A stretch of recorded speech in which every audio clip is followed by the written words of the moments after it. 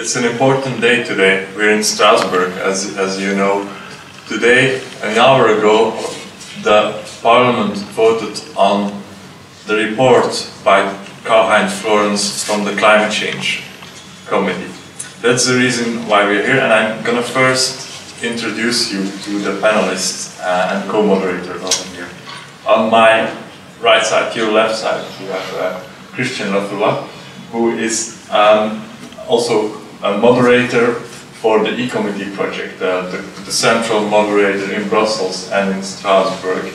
And he will join me in interviewing the person on my left side, your right side, which is Tehri Tehlonen, advisor from the Green Group in the European Parliament, with more than 7 years expertise in the field of climate change and European climate change policy.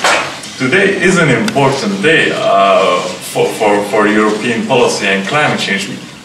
What's your feeling about it, and what actually happened today? Well, I think it was important. Of course, we have to see this first report of the Climate Temporary Committee on Climate Change as a first step.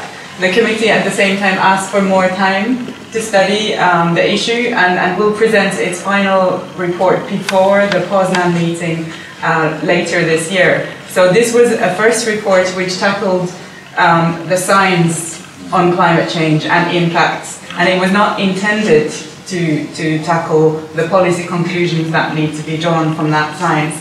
So it was an important report in that Parliament has had careful study of the scientific results, the IPCC reports, and endorses the conclusions made in there and points out to the alarming results of science and for then conclusions to be taken from the political level. Okay, so you also mentioned the next steps of this climate change committee and maybe future reports before the next international summit of the United Framework Convention on Climate Change in Poznan in December later this year. What are those next steps exactly for the Climate Change Committee? The Climate Change Committee will make a comprehensive, integrated assessment of what needs to be done. But I would urge you and the community around us to follow very closely also the legislative committees in this House, which will, in the coming months until the Poznan and beyond, be legislating and deciding on particular measures and legislative proposals. And whereas the Climate Committee will be a forum where members of different committees exchange and gather more information, listen to expertise. A lot of the detailed work will also be done in the legislative committees. The Climate Committee will also be the forum which will set the Parliament's view on what should happen in Poznan at the international stage. So they will be paying a close attention and deliberating, considering those aspects of the climate policy of the EU more in detail. Maybe let me pick up on a point you mentioned, that there are other committees in Parliament dealing with legislation to limit greenhouse gas emissions this year. Can you elaborate a bit on what kind of committees they are and what type of legislation they're working on this year?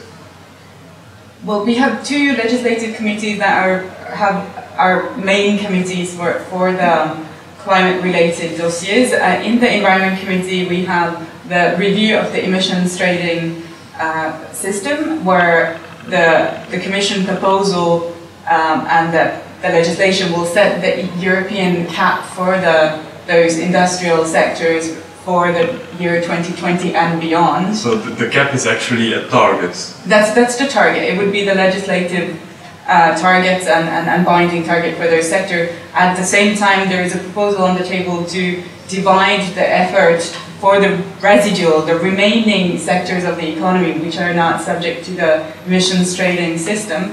There is a residual effort sharing proposal to divide that between the member states, and those two proposals together will actually achieve or will implement the EU reduction target of 30% in the case of international agreement. In the meanwhile, we also have other proposals tackling certain sectors, like the car sector. There is a proposal to drive down the average emissions of cars, passenger cars, and which is very important for our climate.